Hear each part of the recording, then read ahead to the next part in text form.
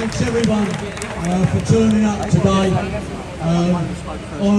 which is a significant day, isn't it, in some ways, not just for postal workers, but that headlines this morning about the energy bills and the gap and the attack that's taking place on ordinary working people throughout the UK.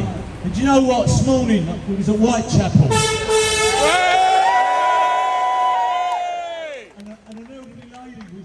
Was with us on the picket line, ordinary member of the public, and she said, "Can I make a donation to the strike?" And we said, "No, you don't need to do that." She said, "No, I want to do it." She said, "Do you know why?" She said, "Because the trade unions are the only one that are leading the fight back about what's going on in the world, in the UK."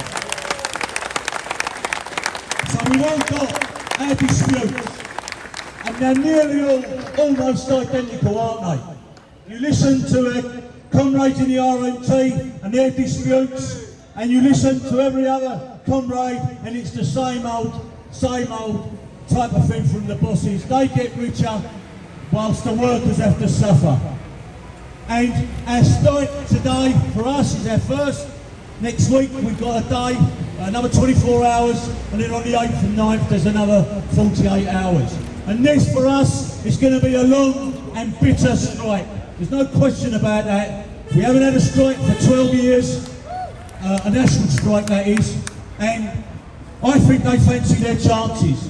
But they really do underestimate the strength of postal workers and the spirit of postal workers and their determination to ensure that they will not win. Because you all know the story. These people pass through.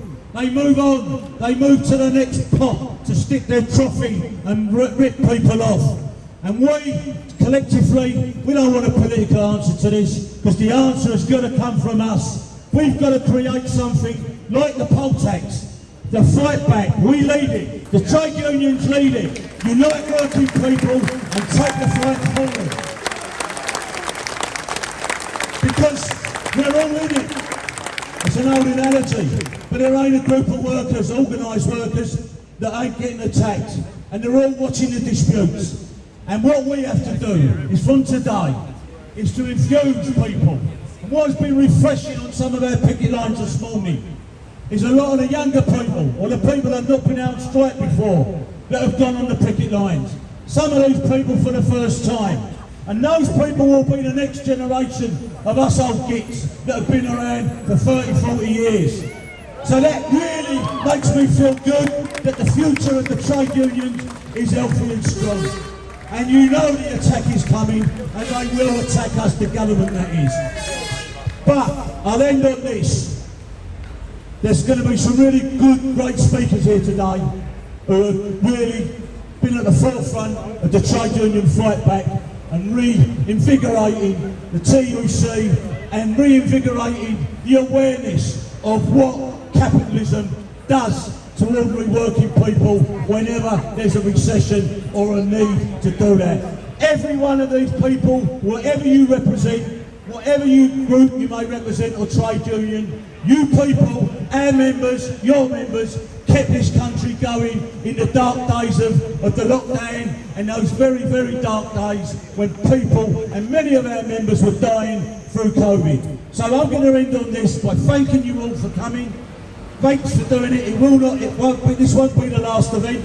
We will do another event, probably a bigger meeting in an hall or something like that. But thanks for attending. Please show your solidarity, respect the speakers, and if we stay united, we will win, all of us will win, and the workers of this country will win, and we can demonstrate that organised labour is a force for good and not a force for evil that the media and the Tory party keep going on. Solidarity.